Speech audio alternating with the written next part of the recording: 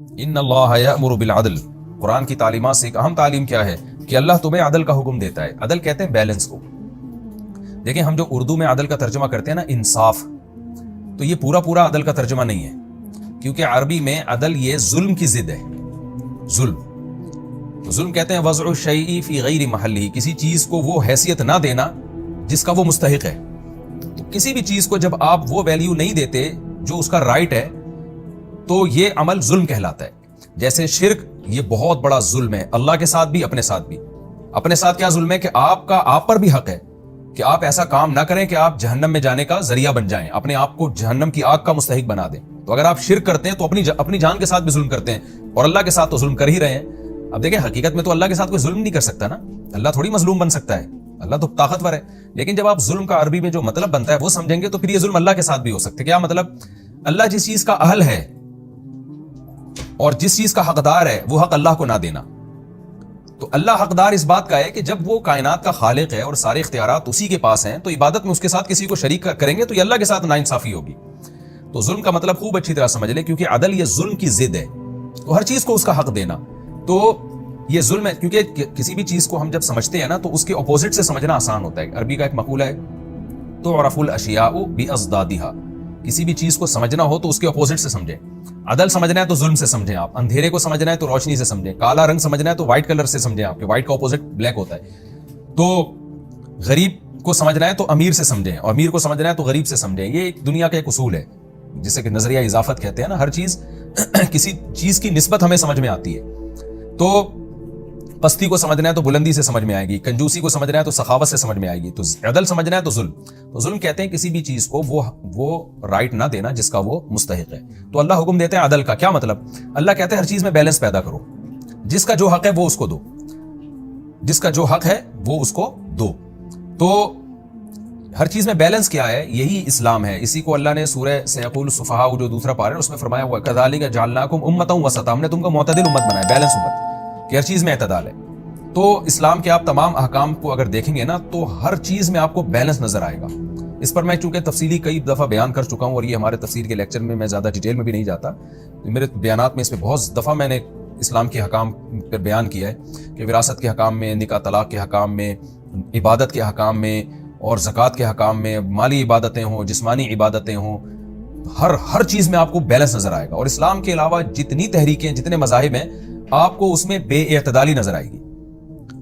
کہیں ایسے اتنے حقوق نظر آئیں گے، جیسے عورت ہی کے حقوق دیکھ لیں. بعض سوسائٹیوں نے عورت کو حقوق دینے پر آئے تو مرد اور عورت کا فرق ہی ختم کر دیا، اور بعض جب چھیننے پر آئے تو عورت کو ایک پاؤں کی جوتی بنا دیا انہوں نے. اسلام نے اس میں بیلنس کیا. تو مالی معاملات میں آپ دیکھ لیں، بعض قوموں کے ہاں بس چوری اور جوا حرام ہے، باقی سود ان کی سوسائٹی میں ہے، جس کی وجہ سے بیڑا غرق ہو گیا. اور بعض لوگوں نے کیا کیا کہ عبادت میں اتنا غلو کیا کہ رہبانیت کی طرف چلے گئے، تجارت ہی چھڑوا دی لوگوں سے. تو ہر چیز میں بیلنس. تو اسی کا اللہ نے حکم دیا. اچھا، لوگوں کے ساتھ انصاف کرنا یہ بھی اس آیت میں داخل ہے، کیونکہ اس میں بھی آپ بیلنس کہ بھائی جو حقدار ہے اس کو اس کا حق ملے.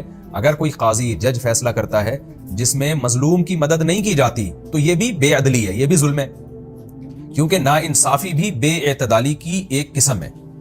تو اس آیت میں صرف ناانصافی داخل نہیں ہے، بلکہ کہیں بھی آپ اعتدال کی راہ سے ہٹتے ہیں تو وہ تمام کی تمام آیتیں، وہ تمام کی تمام صورتیں اس آیت میں داخل ہیں. اور یہ آیت اتنی جامع ہے کہ حضرت عمر رضی اللہ تعالیٰ عنہ نے جمعے کا خطبے میں اس کو شامل کرنے کا حکم دیا. اس کے بعد سے آپ دیکھتے ہیں اکثر خطیب حضرات جمعے میں یہ آیت پڑھتے ہیں، کیونکہ بڑی جامع آیت ہے. تو اللہ تعالیٰ فرماتے ہیں ان اللہ یأمر بالعدل، اللہ عدل کا حکم دیتے ہیں، یعنی ہر ایک کے حقوق کے معاملے میں اعتدال، سب کو اس کا حق ادا کرو. والاحسان، اور پھر عدل کے بعد احسان، یہ عدل سے اوپر کا درجہ ہے، یعنی ایکسیلنسی پیدا کرو اس میں. اچھا سلوک بھی احسان کی ایک قسم ہے. یعنی صرف اتنا مت کرو کہ تم ظلم سے بچ گئے، بلکہ اور ایک سٹیپ اور آگے جانے کی کوشش کرو، اور زیادہ اچھا سلوک کرو لوگوں کے ساتھ. اللہ کے ساتھ احسان یہ ہے کہ جتنی عبادت کا اس نے حکم دیا اس سے زیادہ کی جائے، اور وہ عبادت بھی خشوع و خضوع سے کی جائے. اور مخلوق کے ساتھ احسان یہ ہے کہ جو مخلوق کے جو واجب حقوق ہیں وہ بھی ادا کیے جائیں بھرپور طریقے سے، اور ان پر مزید آپ اس کے ساتھ اچھا سلوک بھی کریں، جیسے زکوٰۃ کے علاوہ بھی آپ صدقات و خیرات دیں ان کو. تو یہ پوری ڈیٹیل آپ کو فقہ کی کتابوں میں ملے گی. آگے اللہ فرماتے ہیں وَإِيتَاءِ ذِي الْقُرْبَى، اور قرابت داروں کو دو. عدل اور احسان میں قرابت دار خود بخود داخل ہو گئے ہیں، لیکن قرابت داروں کی اسلام میں چونکہ رشتوں کی بڑی ویلیو ہے، اس لیے اللہ نے اس کو الگ سے ہائی لائٹ کیا ہے کہ ایتاء ذی القربى، قرابت داروں کو بھی دیا کرو. کیا مطلب؟ عام مخلوق سے ہٹ کے ان کا تھوڑا زیادہ خیال کیا کرو. وَيَنْهَا عَنِ الْفَحْشَاءِ وَالْمُنْكَرِ, اور اس کے ساتھ ساتھ اللہ تمہیں کھلی بے حیائی سے اور ہر طرح کے گناہ سے بھی تمہیں روکتا ہے. یہ سب چیزیں عدل اور احسان میں آ گئی ہیں لیکن الگ سے بیان کیا جا رہا ہے تاکہ لوگ ان کو ویلیو زیادہ دیں. والبغی, اور اللہ ظلم سے بھی روکتا ہے. بغی کا مطلب جو عام ظلم ہے کہ آپ کسی کے اوپر ظلم زیادتی کرتے ہیں, یہ عدل میں آ گئی یہ چیز لیکن اس کو الگ سے ہائی لائٹ کیا جا رہا ہے تاکہ لوگ اس کو خصوصی طور پہ فوکس کریں کہ ٹھیک ہے ہم نے عدل کرنا ہے, لیکن کسی پہ خاص جب ہم ظلم کر رہے ہوتے ہیں تو بعض دفعہ انسان کو جب عمومی احکام دیے جاتے ہیں تو اس کی توجہ اس کی طرف نہیں جاتی. خاص طور پر جیسے اس کی مثال ایسے ہے جیسے کوئی ڈاکٹر کسی کو کہہ رہا ہو کہ آپ اپنی صحت کا خیال رکھیں.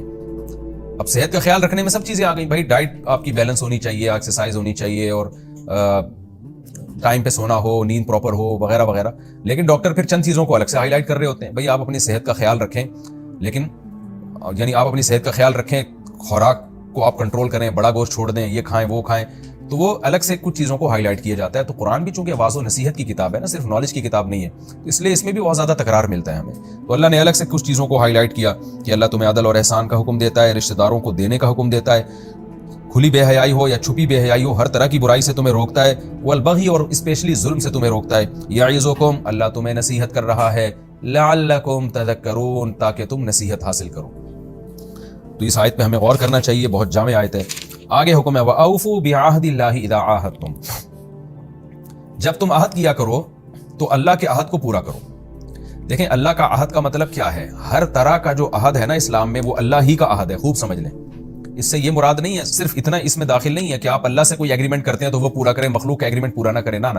اس آیت کی تفسیر میں مفسرین لکھتے ہیں کہ کیونکہ اللہ نے ہر قسم کے عہد کو پورا کرنے کا, ایگریمنٹ کو پورا کرنے کا حکم دیا ہے, لہٰذا جب انسان سے ایگریمنٹ کرے گا نا تو وہ بھی اصل میں اللہ سے ایگریمنٹ ہوتا ہے. یعنی جب آپ کسی سے ایگریمنٹ کرتے ہیں کہ تم یہ کام کر دو تو اس کے بدلے میں میں یہ کروں گا, یہ ایگریمنٹ ہو گیا نا, یا جنگ بندی کا ایگریمنٹ ہو گیا, تو یہ بھی اصل میں حقیقت میں اللہ سے آپ نے ایک ایگریمنٹ کیا ہے, کیونکہ اللہ نے آپ کو ایگریمنٹ کے پورا کرنے کا حکم دیا ہے, تو یہ بھی اللہ کا ایگریمنٹ بن جائے گا. تو ہر ایگریمنٹ وہ اللہ ہی کا ایگریمنٹ ہے. سوال پیدا ہوتا ہے جب یہ اللہ کا ایگریمنٹ ہے تو پھر اس کو الگ سے اللہ نے اپنی طرف منسوب کیوں کیا ہے کہ اللہ کا ایگریمنٹ؟ دو وجہ سے منسوب کیا. ایک یہ کہ چونکہ ہر ایگریمنٹ جو بھی مسلمان کرتا ہے وہ اصل میں اللہ ہی سے کرتا ہے, تو اس کے لیے جائز ہونا ضروری ہے. ایسا ایگریمنٹ جو حرام ہے, ناجائز ہے, وہ اس سے خارج ہو گئے سارے کے سارے. مثال کے طور پر کوئی مسلمان کسی سے ایگریمنٹ کر لیتا ہے کہ تم نے میرا یہ کام کیا, کوئی غیر مسلم کہتا ہے میں تمہارا یہ کام کر دیتا ہوں, اس کے بدلے میں تم مجھ سے ایگریمنٹ کرو کہ تم شراب پیو گے میرے ساتھ. تو اب یہ جو ایگریمنٹ ہے نا, یہ چونکہ اسلام میں حرام ہے, شراب آپ نہیں پی سکتے اور اس ایگریمنٹ کو توڑنا واجب ہے, تو کسی بھی طریقے سے آپ اس غیر مسلم کو راضی کریں گے مگر آپ یہ ایگریمنٹ پورا نہیں کر سکتے.